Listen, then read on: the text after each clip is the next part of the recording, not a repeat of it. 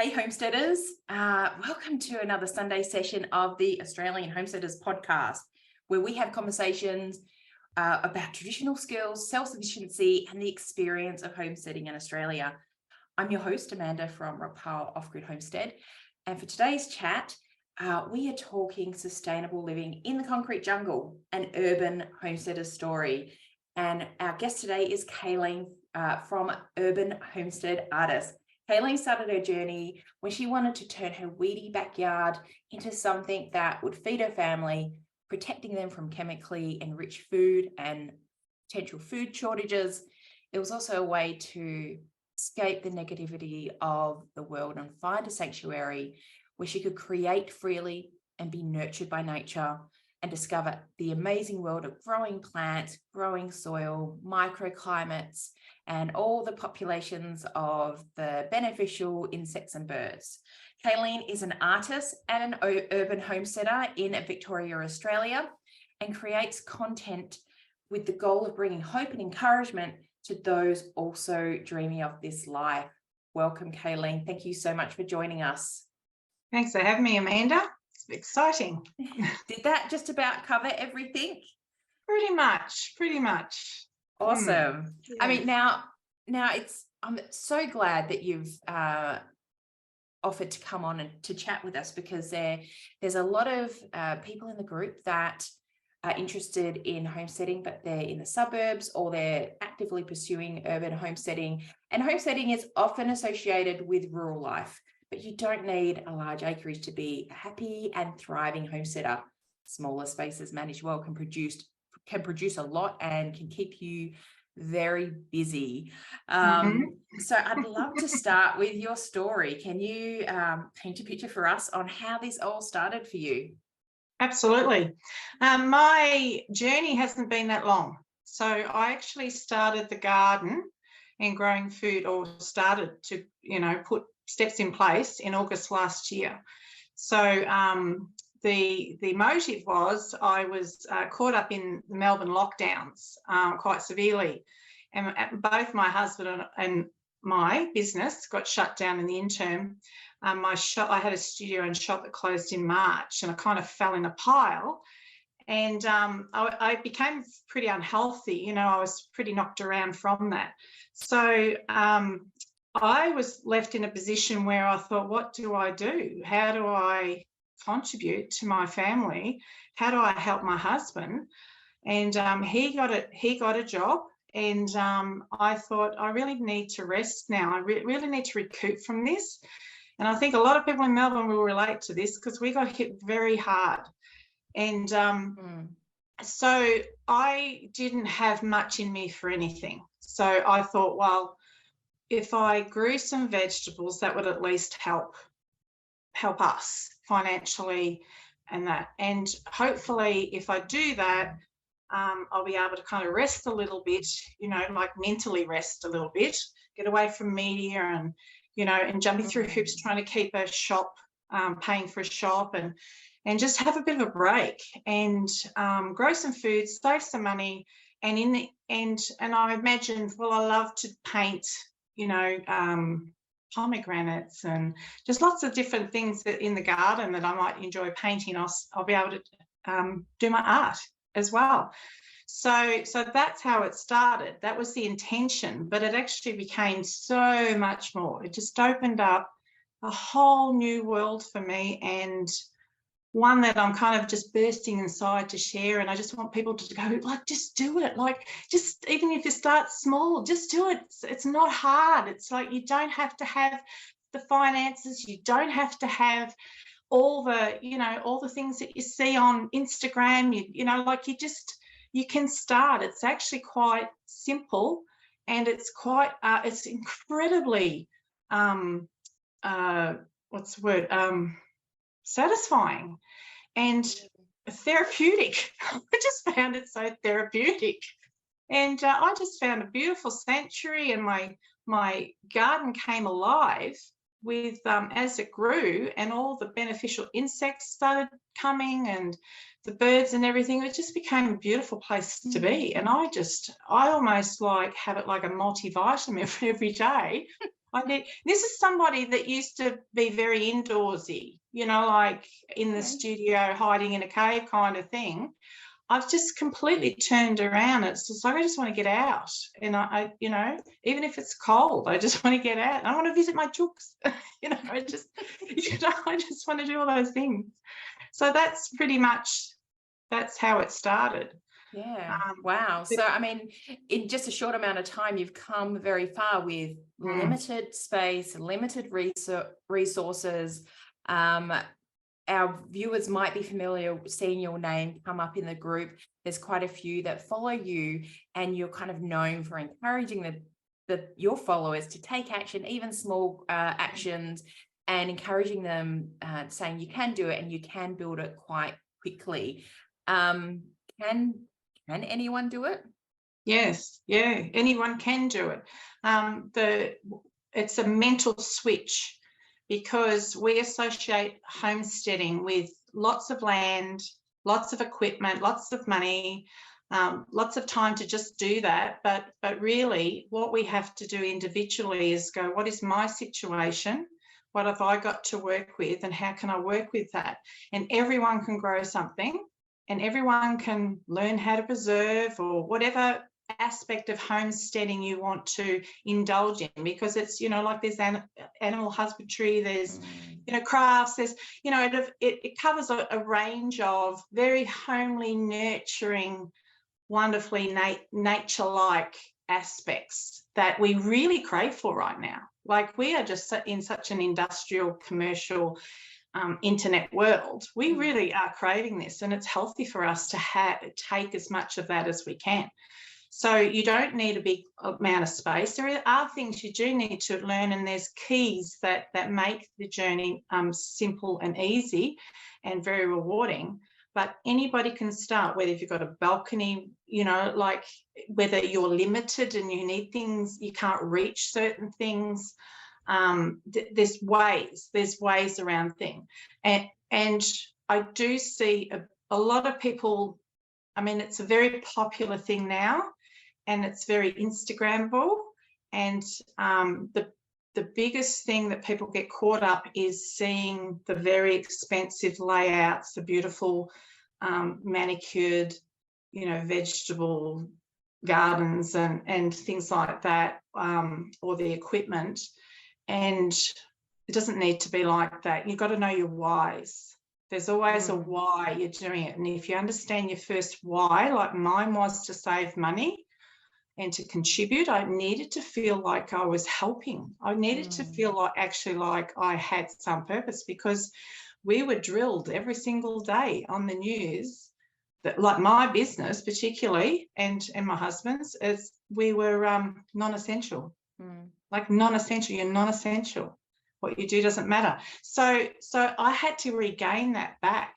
It played in my psyche, and I had to regain that back. So you can do it. It's just you start with your whys, and there's usually two whys. One's there might be others. If people can suggest others, that'd be great. But there's usually two whys, and that's either health. People want to do it because it's a healthier way of living, or so with the garden, you want chemical-free food. You've discovered how toxic our food chain is, or you want the security of having something growing, and that kind of why, or to save money. And if it's to save money, that just pretty much involves being creative with what you've got, what you can recycle, community. There are so many ways to get around producing food and being more sustainable. That the word self-sufficient, I don't think we'll ever all be self-sufficient. We need each other, and to be self-sufficient, you need a community. So we need to be more sustainable, though, because if we look after our soil and our resources, and I'm not an environmentalist all the way, the world's going to fall apart if we don't have electric cars, girl.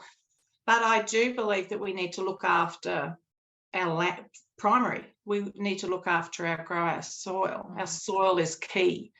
And when we understand that, then our plants thrive, we thrive, we have more, much more than what we do right now. And that's, I think, where most of us got to start. We need to start planting seeds. This little seed, guys, this little seed can grow kilos of food. Like, it's phenomenal. I have just watching these seeds grow. When I started all these little seeds, because I grew like on a budget. I'm not buying the seedlings, the plants or anything. So I got the seeds and I'm putting these seeds in and watching these seeds grow and then bringing them up to, you know, harvesting, and you're going, my goodness, these little tiny seeds just fed us for a week. It just, you know, it's and it's like, okay, so I want to kind of roll it back a bit and go back to when you were saying anybody can do this. If they've got a balcony, no, whatever they have, they can make something of it. Some people have like perceived barriers that are stopping them, or they think are stopping them. One, I'd like you to maybe talk into what are some of the barriers that maybe you recognized and found ways to overcome. And for the people that are in the comments, I would love to hear your thoughts around what do you think or feel might be standing in your way of doing something you want to do, or have you had a barrier that you found a way to overcome? So for you yourself, Kayleen, what are some examples when you started on this journey? I'm not sure if I had too many barriers starting the garden apart from financial. Yep. So I had to be very resourceful financially. I had to make sure I didn't have a barrier of being able to take on that project. So in my situation, my yard, we've been here for like 12 years, and it's been the boys' domain. I've you know, all our kids are grown up, but it's been the backyard free for all that's just been totally neglected. There was very little here, and there was attempts at growing vegetables by my husband and they'd set it up and then it'd like be looked after for a couple of weeks and go to, you know, not watered and bang, and then it'd grow weeds. So my biggest barrier probably in that situation was, can I have that space to you know, to do this? And my husband was like, all yours, you know, all yours, you can have it. If you need me to, you know, help you build anything or whatever, just yell, and, you know, it can be your baby. And so that was one barrier I had to ensure I didn't have. And the other thing was weeds, which I am still fighting. So I still had to navigate that because I was in a situation where I wanted to get the as much growing as I could, as quick as I could. So I had to work fast, go big. Now that is a warning to all. Don't go big if you don't have to too soon, because you need to be able to take on something and be able to manage it before you move on to the next, because what will happen is you'll feel like, you know, weeds are growing, things aren't being looking after, so they die, and then because you've done too much too quick, and then you'll end up being deflated and feel like you can't garden. So that is one thing. So in my situation, I knew from the past, because I have had a garden a long time ago, because I had land a long time ago, not big scale like you, but it was, you know, I had about 4 acres and we had a vegetable garden. I was back then, I think it was 1990 for that, and not that old. It's way back.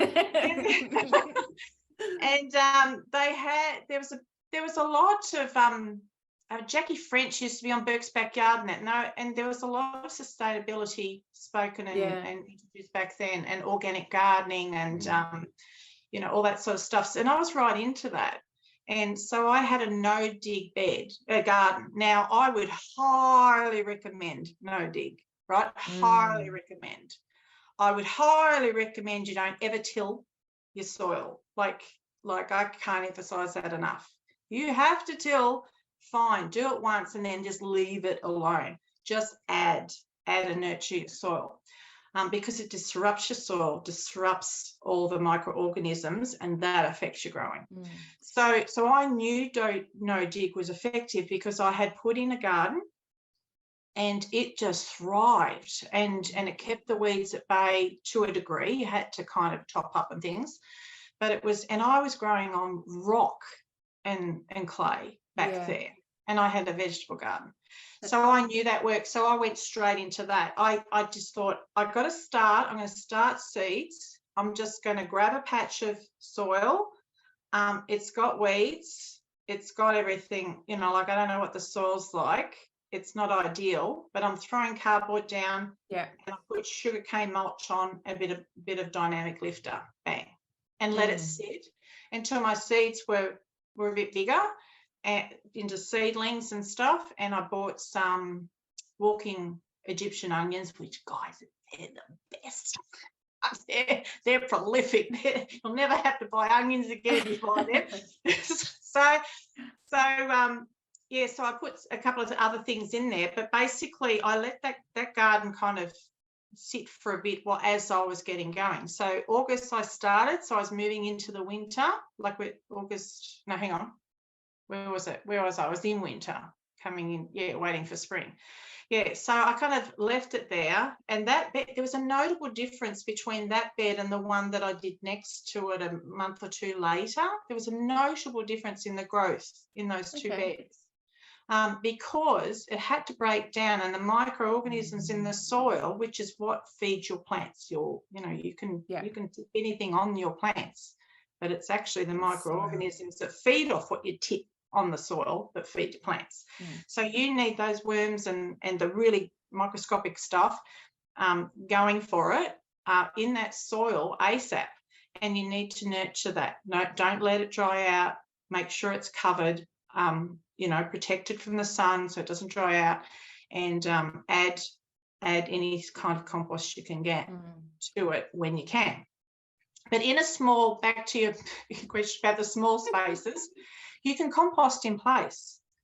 So this like this will be revolutionary for some people, right? You can compost in place anywhere, and I'm talking about even a pot. So if you're restricted to pots and you go, I can't have a compost pile, I can't, I'll have to buy all the stuff in. Well, anything you buy is not going to be as good as your own compost, for one, right? Your best compost is sitting in your kitchen or going in your bin every time you peel a banana. It's so you save all your kitchen scraps and your coffee grounds and your toilet rolls and your tissues, your napkins, all that sort of stuff. Because your paper and cardboard and things like that is carbon, and dried leaves, that's carbon. And your nitrogen comes from your vegetable scraps and everything, and lots of other things that the plants need. So you can get a pot and put, like, you can either compost in the pot or create a little compost system for a pot. So the best way, if you've got room for a tub, right, a big tub, like a 60-litre tub, start there. Right, get yourself a 60-litre tub. If you can't reach, if you have to have things up high, stick it up on a chair, whatever, get it up off the ground. And then make sure, this is where holes in containers shouldn't be on the bottom necessarily, right? Your base container, I can see Amanda's face. Oh, okay. The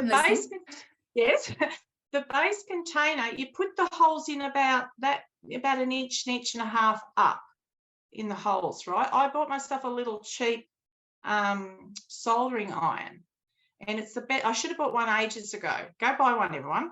So they're $20-something on eBay, right? So you just get plastic tubs, poke some significant holes in the side. You can go all the way around, or if you want to direct water out of the tub to a space, just go on one end even. So you put some holes in it. So the biggest mistake with some containers is you water them, the water flows out, they dry out too much, and you're going to water them all the time. If you put the holes there, the water seeps in, sits in the bottom to a degree, away from all the roots, so you don't get waterlogged, and it keeps wicking up. So you don't need those fancy wicking beds, right? It'll wick up. right? Just like those fancy wicking beds work, okay? So just a hole in a container. So you start with that, then you layer, put a few maybe twigs out of the garden, just twigs down the bottom for a bit of air, and the water will sit down there. You can put a few rocks if you want. I don't ever put rocks, I just put twigs. And because everything I put in, I kind of want it to turn into soil. Mm-hmm. So then I throw in shredded paper or, you know, napkins or whatever, or toilet rolls or things like that. And then your kitchen scraps, and then do it again. Paper, kitchen scraps. And then you can put out extra paper if you want, and pretty much half fill it with those things. And then put that much soil on it. So go to your garden, get that much soil, or throw a potting mix in. Okay? If you've got no money, just get soil. And you don't need a big layer, because by the time if you're sowing seeds in that thing or little seedlings in that thing, by the time that grows down, all that stuff in the bottom will turn to compost if you stick it somewhere where the worms can get in, right? So for instance, I've got I won't go there first because I'll explain the second option. So, or you can have a setup, like you can have a planter pot and where you're growing something in it, and put a double pot on it. So I'll explain. So just your regular plant pots. Yep. Sink it, which has got holes in the bottom. Yep. Okay. You can make the holes bigger if you want to, but make sure it's got decent holes in the bottom. You kind of sink it a little bit into the soil so the holes are in the soil. Okay.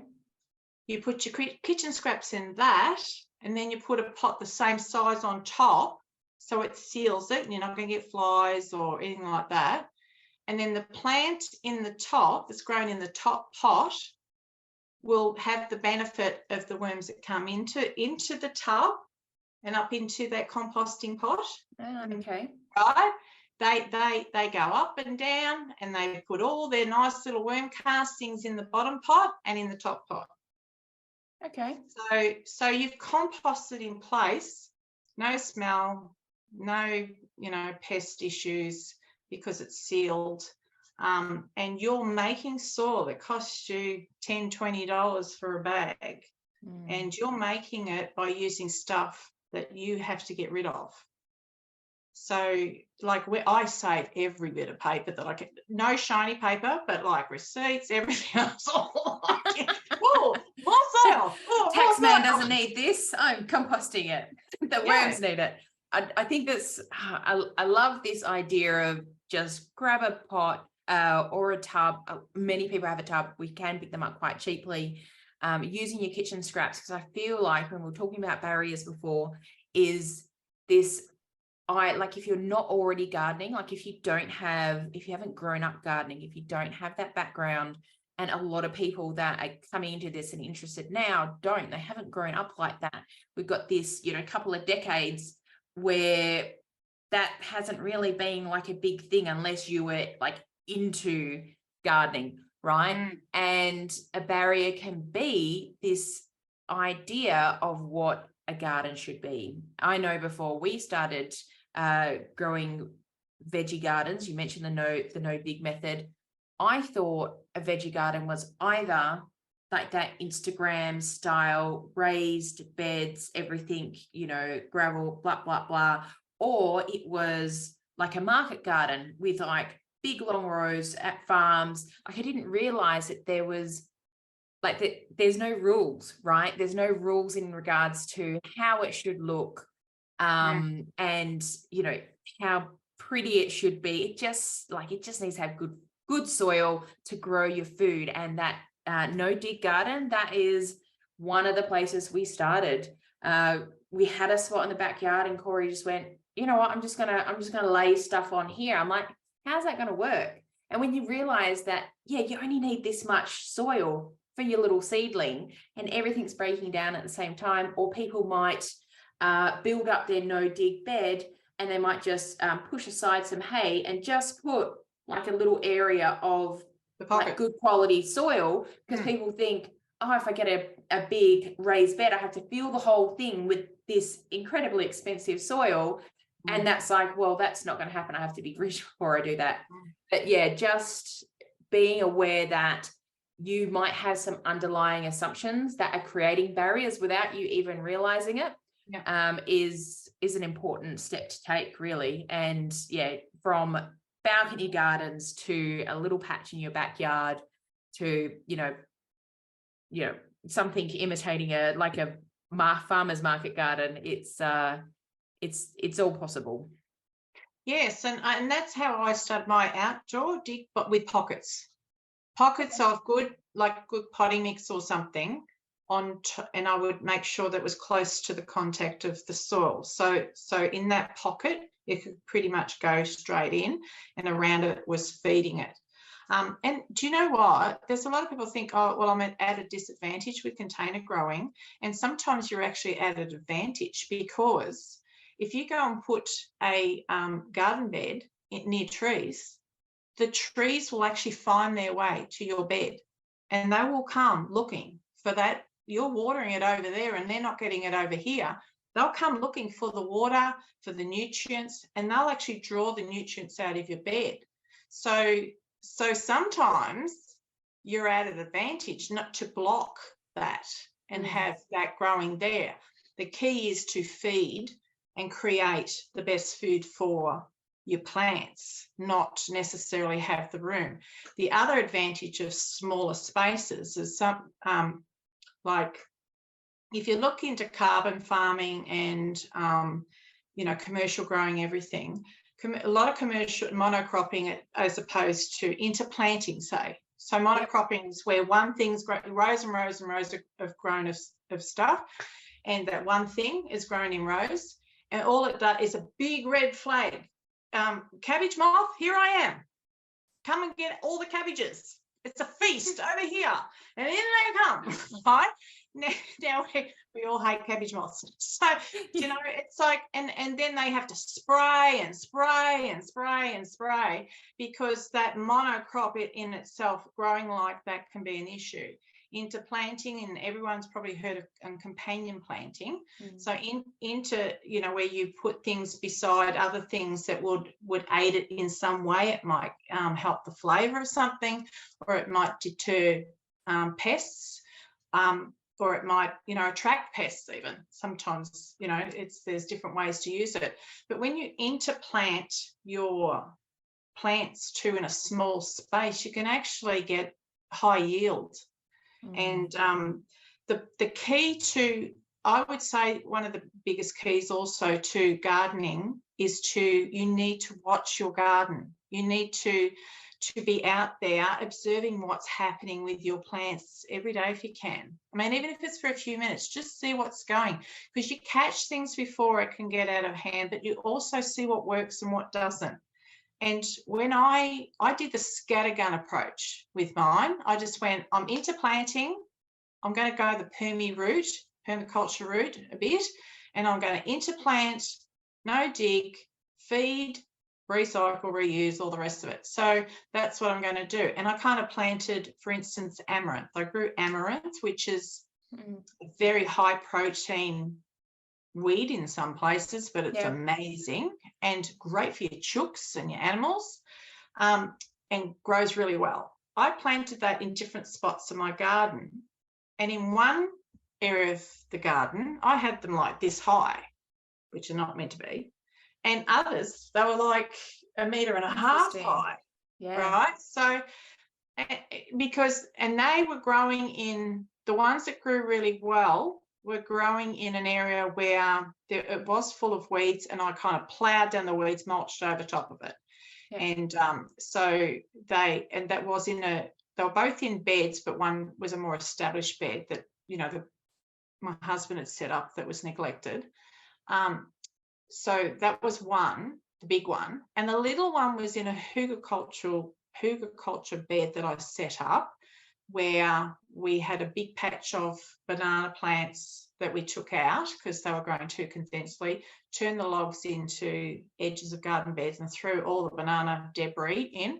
And I had intentions of layering it up, planting into pockets and letting it rot down, but I didn't get that far. So I kind of grew some in pockets that didn't really have a lot to feed off, and it hadn't composted. So yeah, the breaking down of stuff is really, really important.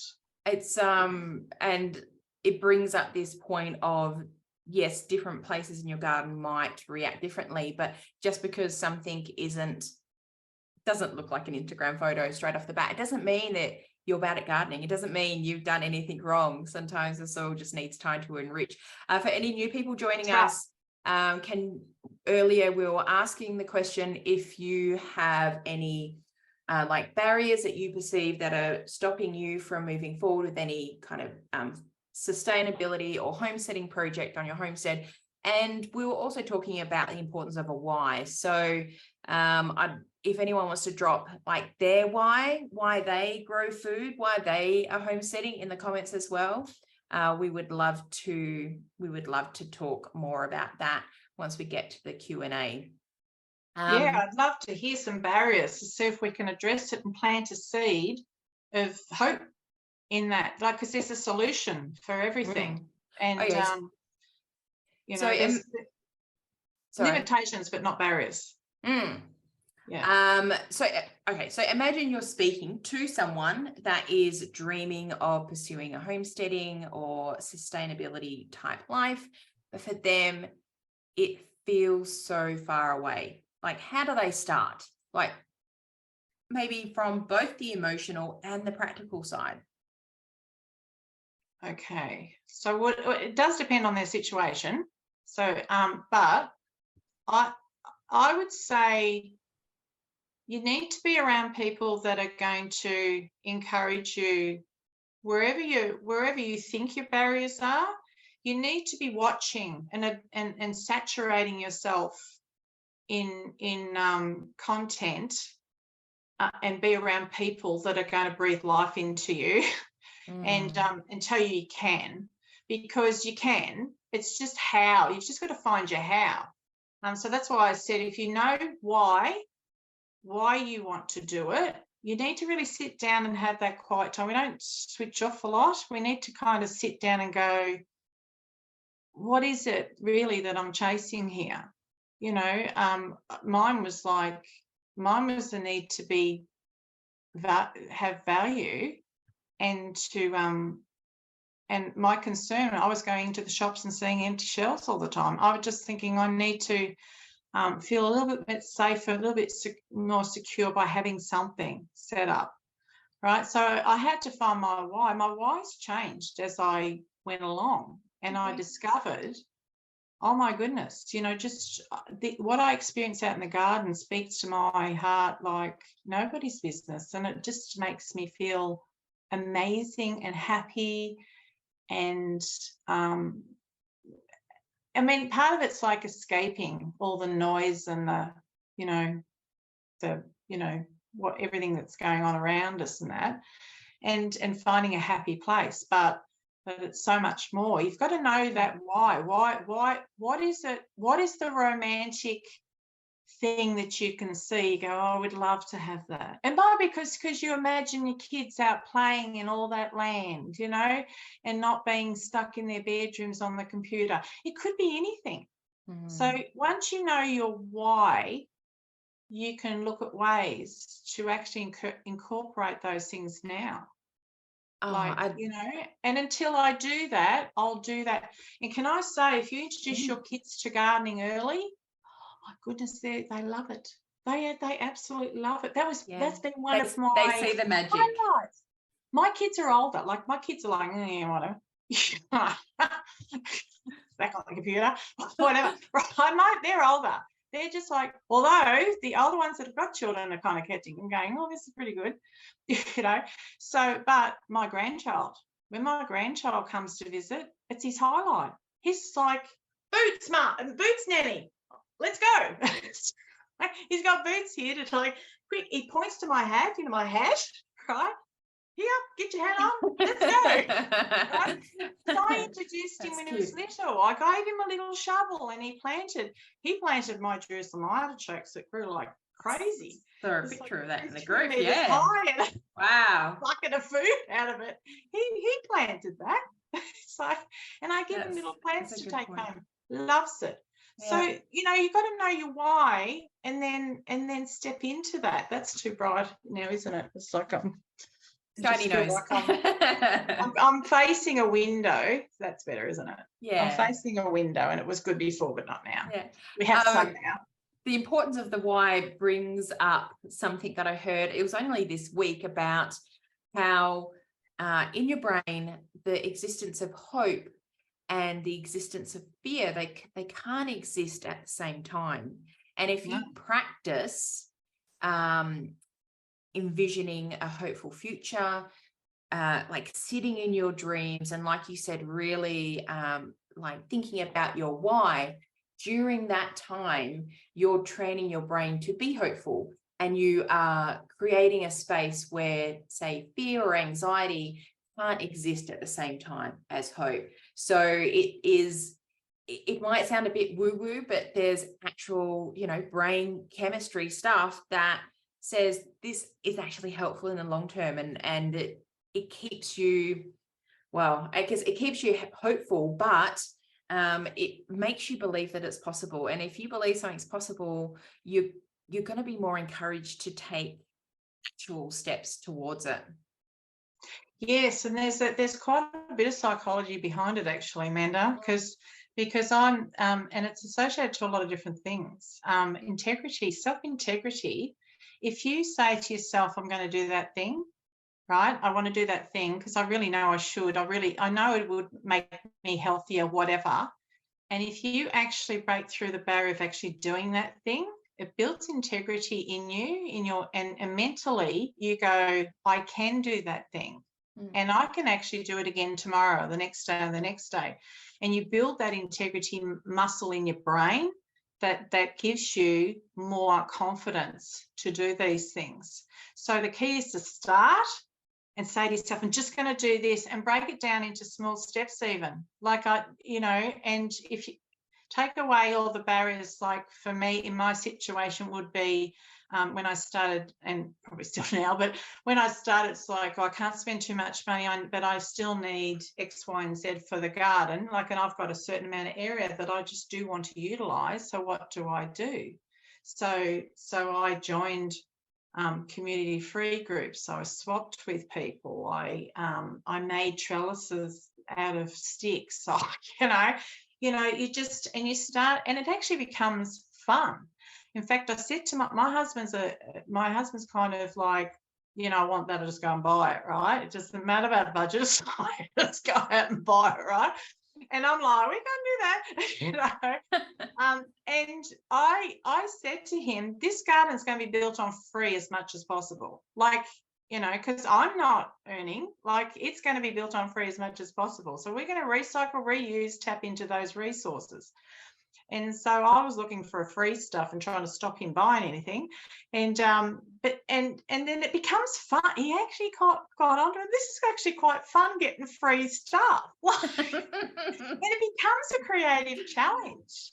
Like, it's just, it's you just got to know your whys, your barriers, and then you've just got to really look at them realistically. Even if you're somebody that likes to write things down and process in writing, you can write down and go, this is where I want to, what I want to do. What am I saying to myself that's stopping me? And then third column, what is actually the truth? What is the truth about what I'm thinking? Is it really true, or am I talking myself out of it? Or, it's just something that's been said to me, or it was, I hadn't really thought about it, or we can be our own worst barriers, really, our minds and our beliefs. So some of the big kind of things we've already discussed is like, know your why.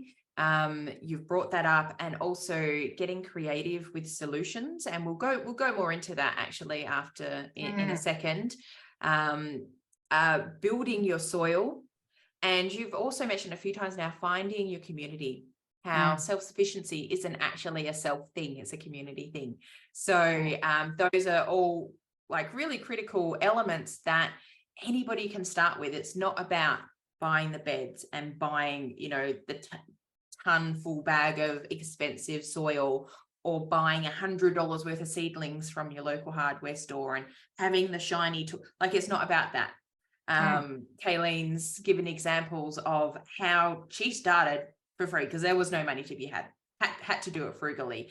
The element that we've only just started to dive into, though, is that creative problem solving and the creative thinking in general. Like, is that related to, I don't know, can we talk about your art and the way that this has enriched your homesteading journey and how that has lent into your ability to think creatively? Yeah, it probably is an advantage for me because creative thinkers are innovators. Like, they think beyond what they see, and a lot of creatives see beauty in nothing. Like, oh, isn't that wonderful? It could be just something insignificant. So it can be an advantage, but you can but everyone is. I actually, because I've taught art and taught creativity and mentored and done coaching and stuff. So everyone is creative. They just don't think they are. Like, if you're out there, if you're baking and you're playing with your recipe a bit, you're creative. Like, we all are meant to be, and we're created to be creative. So, yeah, but community is important. And yeah, you're back to the creative. I keep getting away from my art.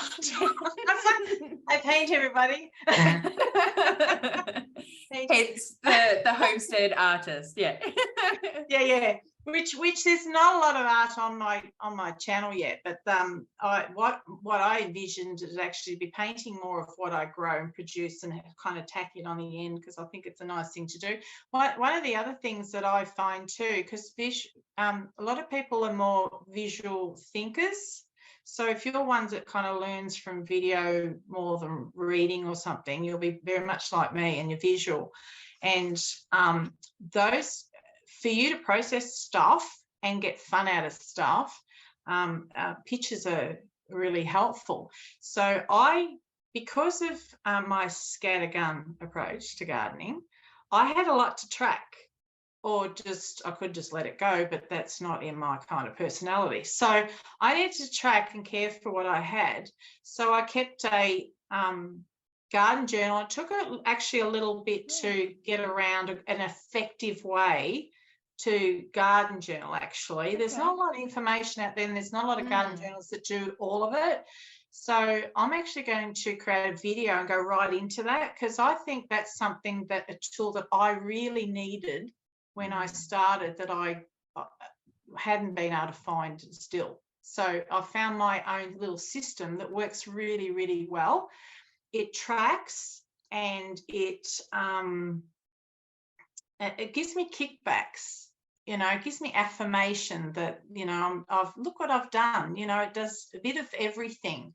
So I keep a journal, because when I process stuff, I process it visually. So, I paint and draw, but I started doing this kind of thing a long time ago. So talking in pictures in my sketchbook. So that's got nothing to do with gardening, but I'll just show you that, because that's kind of the end goal for what I want to do with my garden journals. I wouldn't mind producing one with all the really valuable things I've learned illustrated out, so people who are visual or enjoy that sort of thing can look, because visual messages really stick in your head, concrete. They're easier to remember and everything, and it's why I do it. So I started to slip into my notes. So I take notes. This is my very first garden journal. And then I started to kind of I have to just draw a picture so I know what that is, instead of writing out half a page. Yeah, bang, little picture done, right? So I started doing that. So that's something fun you can do. You don't have to be a, fantastic drawer. Just, people can draw simple shapes. And so I've done, this is my second, it's got bigger. There's not a lot of pictures in here, but because this really tracks a lot, this thing. I'll just show you. But I just started to put things in there so that I could remember. So that, for instance, I just put that little thing there because when I collected cucumber seeds for the first time, the second time I went to do it, I've forgotten how. I thought, I'm pretty sure you ferment them, and couldn't remember. And so when I did it the second time, I did that little picture because I thought I can go flip, flip, flip and find that straight up. So they're like visual cues amongst your notes so that you can go back and go, oh, where was that thing about, you know, kale or whatever? I just, That's you know, great. what was that? And I can find it. And mapping, you know, mapping your beds. Yeah. So you remember, because they go in layers, and then you go, oh, have I planted something there 2 or 3 times? And not putting more seeds in there, you know, because when you really get going, oops, are you there? Oops, sorry, I knocked my mouse and you disappeared. So I started doing all that sort of stuff. So this is one of the banana plants that I put in. And this is actually one of the things that I did. Rather than, this is sweet peas. I decided to put some sweet peas. I don't have a lot of flowers, but I've started putting more flowers in because it's important for your pollinators. Yep. So I thought, I'm going to grow some sweet peas. You need a trellis for sweet peas. I'm not wasting the very limited bed space I have for stuff I can't eat. Right, it's going to my snow peas. It's not, I'm not going to put sweet peas, but I want the sweet peas. So I've got a banana plant, and I just threw a scrap offcut of wire that I had around the banana tree, planted the little seedlings in, and they can grow up and just grow up over the banana. Wow. So I didn't buy anything. I didn't take up any room. I didn't steal any room for edibles. I just incorporated what was already there. I had planted the banana plant because we moved them. But, you know, I incorporated that space. Now that space underneath the banana plant is not being used for anything. So I've put it in for now. When they go, I might have put edibles under there. I don't know. But, you know, you can use lots of different spaces. What's that little... I tried dehydrating. I tried a recipe for dehydrating cucumber. You can see the salt was too salty. Way too much salt. I love that approach because, like you said, there is not a lot of info out there about how to do garden journals. If you search garden journals, say on Amazon, whatever, and you see the pages, and they're all very dry. They're all very just, here's a list of technical information. And if you feel like, well, I don't think I'd be into garden journaling because I don't want to just write a list of like boring information, right? But if you make it something very much interactive and with visual cues, and like Kayleen said, you don't have to be a fantastic drawer to be able to make shapes or pictures that you understand what they mean. And I think this ties in nicely into kind of introducing creative things into your gardening journey that make it fun. What are some other things that, you know, people can consider as creative additions to help make it, you know, fun and make it more engaging for them? Well, like on small scale, you can dress up your pots. You can, or you got an ugly spot in your garden. Like I've got this will be coming up. I'll actually film this because I've got a feeling this will turn out really nicely. Well, I hope so. But I've got out in the yard near my garden, I've got a really ugly spot that's got a ducted heating unit outside, and this big tin or metal ugly box in my garden. And I do have a bit of concrete in you know, in my property that's pretty ugly. So I'm going now, I'm out in the garden, I'm going, I've got my garden going. I want to actually beautify this, you know, that space as well. I'm going to paint that box, that heating unit. And I've even thought of doing concrete sculpture and dressing up my steps. And I've bought a stencil, so I'm going to paint imitation tiles on the back porch. We've got this concrete tiny veranda off the back, and it had a big creeper over it and everything. We've pulled all that down, and it's just this little space where it's right opposite my chicken shed. and our normal veranda, you can't see the backyard, kind of you look out to the sky. So, but this little back veranda, I can see my chickens, and I'm thinking, particularly in the winter, I wouldn't mind sitting there having a cuppa and just sitting with my chooks, and they need company too, like they like your company. So it's like I wouldn't mind turning that little space into something beautiful. Yeah. And I did have a business, part of my business earlier. I've done quite a few things, but like part of my business earlier was refurbishing furniture.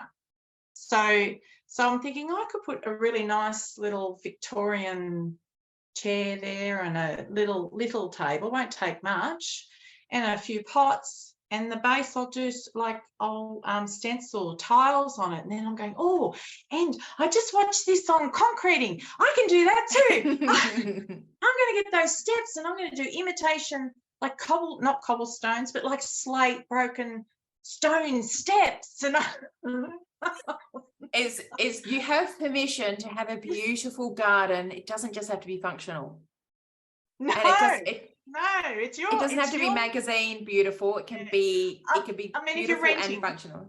Yeah, I mean, if you're renting, you can't go changing their steps. Although you could ask if you could paint them, but you know, because I had that with the shop that I was renting. I just, you know, brought the landlord in, and I said, you know, can I do that? And he saw that I did the furniture, and I'll go for it, like, you know. But I didn't really get going to do that. But it's, you know, you can just even decorate your pots, or you know, there's just different things that you can do as well to make that space. Like if you're on a balcony, it can be about more than just your plants. It's about creating a space too that nurtures you. The garden nurtures you, but if you create some spaces, that's why if you go too big, you're kind of going almost commercial, or do you know what I mean? You can get caught up in that. And a lot of farms and that have to do, you know, you have to make money, you have to survive, all the rest of it. But I think it's also important to remember your why. You've already moved onto the land to just, you know. So remember, don't lose that in the you know, in the you know, kind of comes full circle like that. It comes full circle. Create that space that enriches and addresses that why. We're kind of running out of time now, and I did just want to jump into the comments and just address maybe some of the questions people have asked. People commenting on your beautiful paintings. Thank you. Can I quickly show you just a couple that have come from the garden?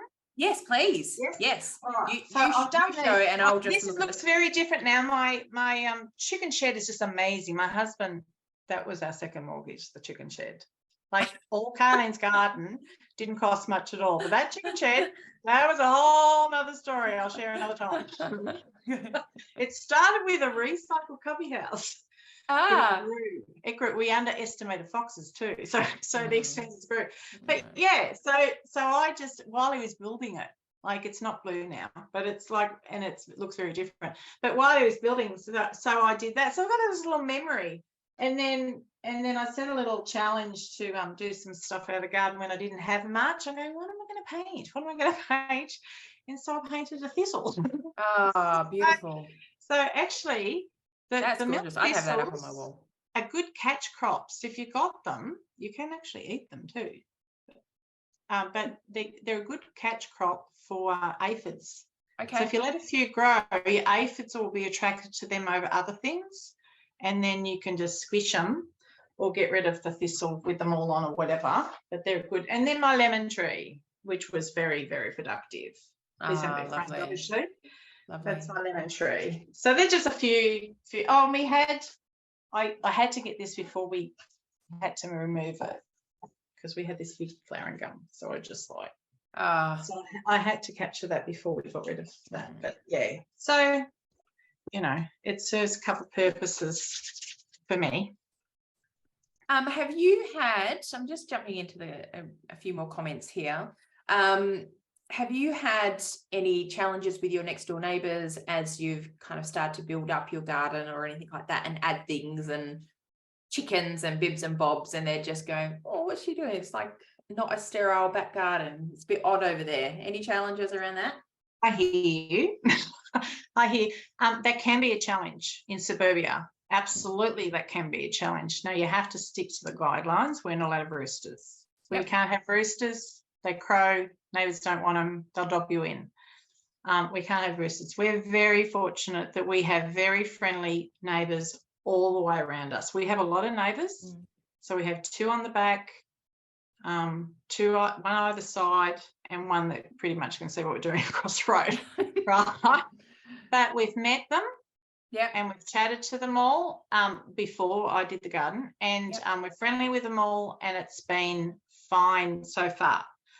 We have had ones kind of, what are you doing? Like, what are you doing? You know, who's very different, like very, very different, you know, gardening strategies. So, you know, we're composting in the corner and his corner. Like, we're composting in the corner, and we've got the chooks and probably what looks messy to somebody who has that really streamlined, not a leaf on the grass kind of poison the grass, so there's no weeds, you know, poison. So very, very different strategies. But no, we share produce across that helps. That helps. Well, it helps to With be fresh friendly with eggs your neighbours from the get-go. And it helps to be considerate. Like, I think all of us need to be considerate of each other, and be there for each other if we can. So it's good to establish those relationships early. But I think the things that are going to affect your neighbours is vermin, noise, and I mean, like, you spray a heap of chemicals right next to, you know, who's trying to grow an organic garden, that's going to upset them. Do you know, there's certain considerations.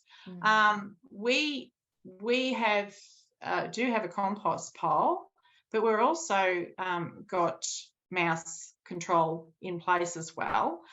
There was mice before the compost. We have chickens. You know, chickens will eat the mice. So they're better than cats. Yes, they do. So they go anywhere near that pen, they're gone.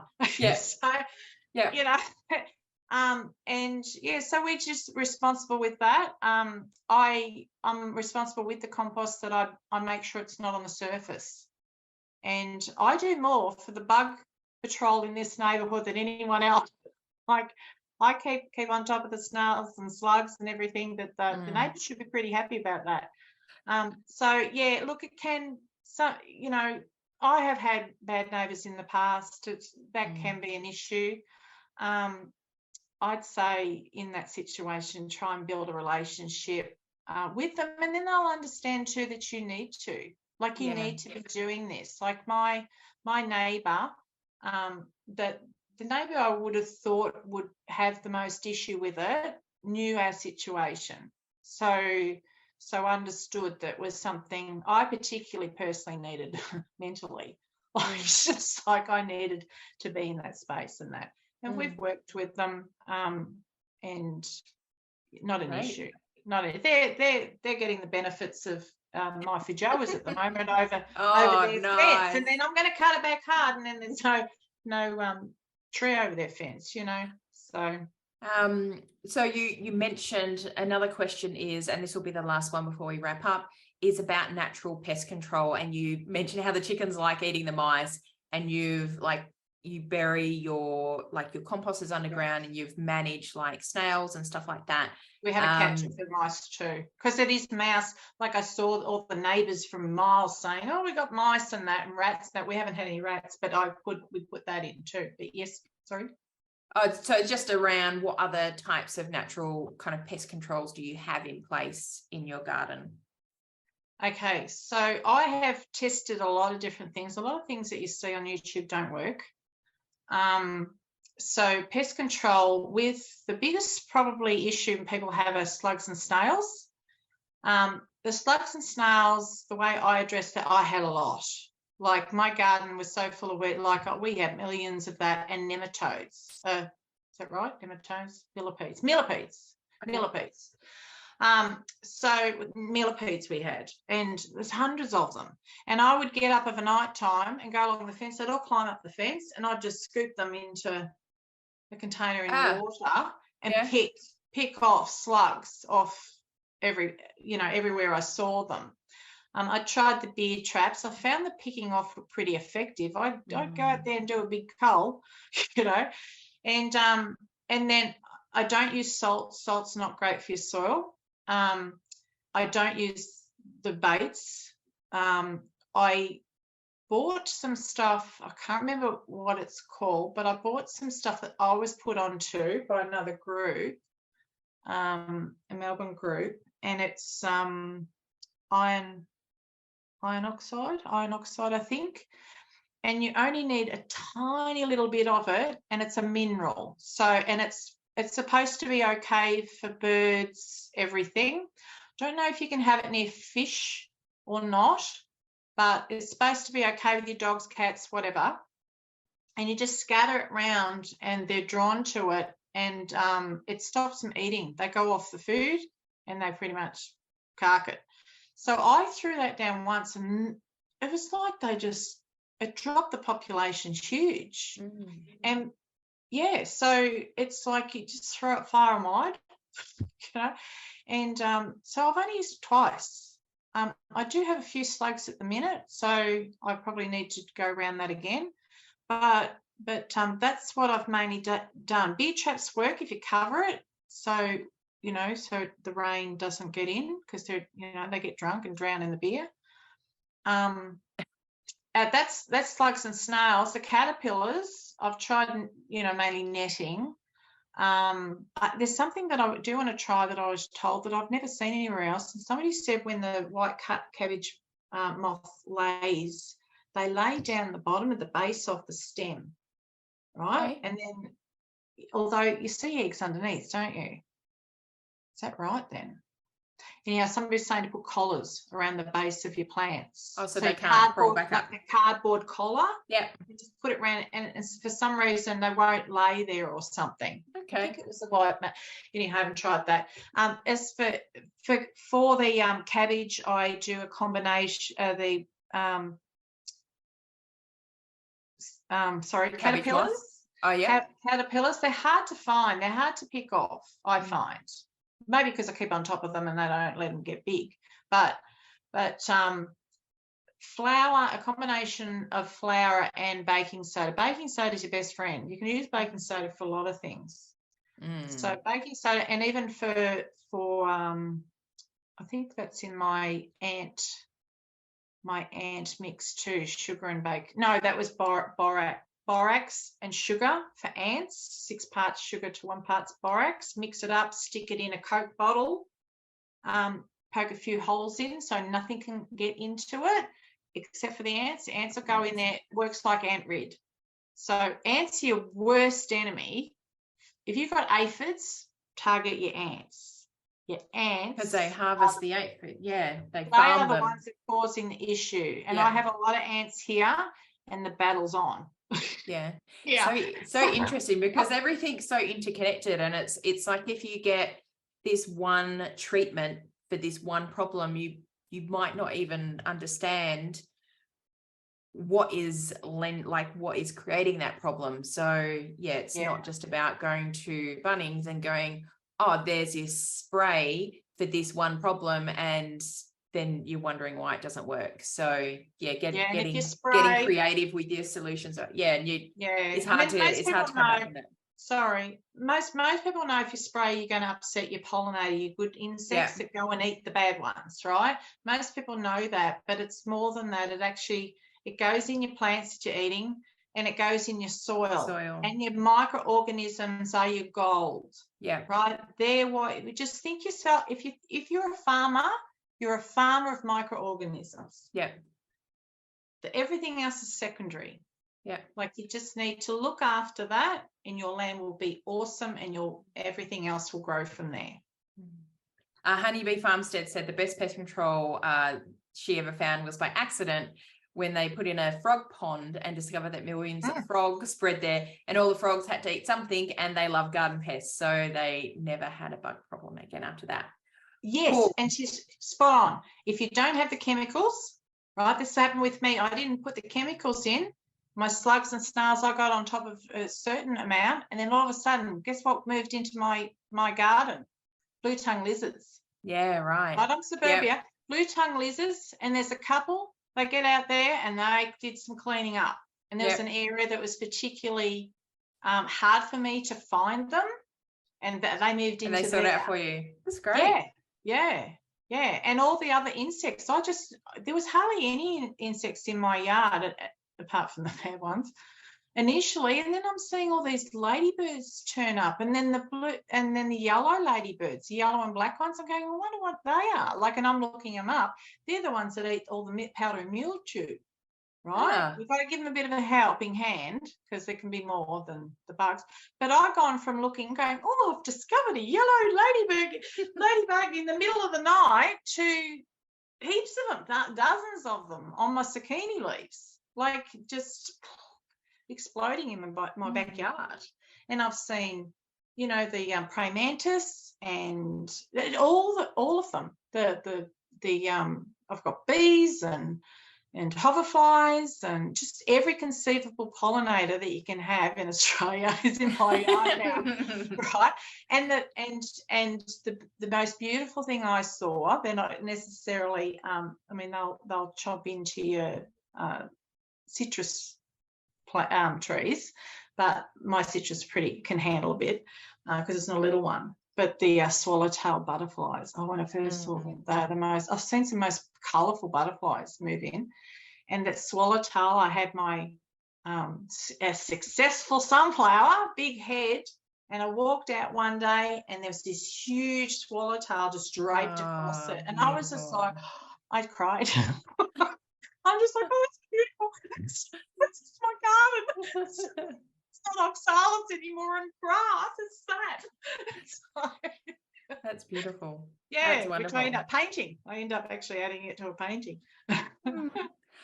So, Kayleen, can you tell people who are listening where they can find you online so they can follow you along with your adventures and your encouragement?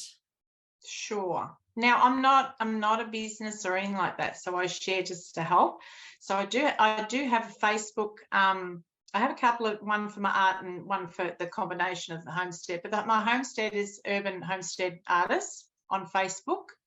I don't have an Instagram as yet, so I'll probably get to that, but I haven't done that yet. I am on Instagram as Kayleen West, so you can see my art in there, but the gardening part's not shared, so you can see my art. I also have a website, kayleenwest.com.au, which